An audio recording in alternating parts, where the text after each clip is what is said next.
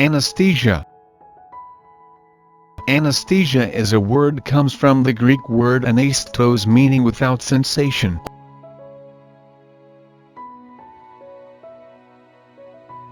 All types of anesthesia are administered to keep the patients comfortable and pain-free during surgery, medical procedures or tests. But there are some key differences from each other.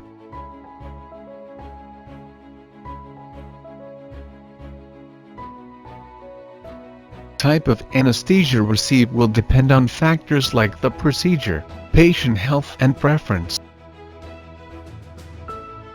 There are three main types of anesthesia: general anesthesia, regional anesthesia, local anesthesia.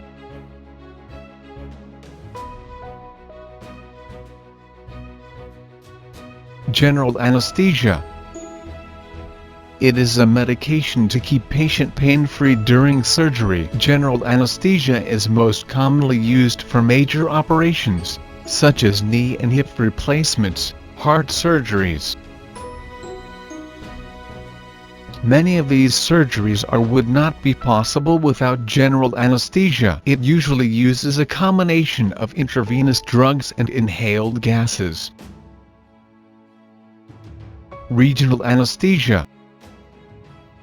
Regional anesthesia is a type of pain management for surgery that numbs a large part of the body, such as from the waist down.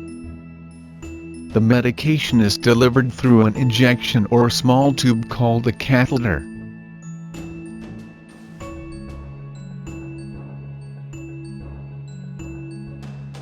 This type of anesthesia, including spinal blocks, epidurals, caudal block and nerve block.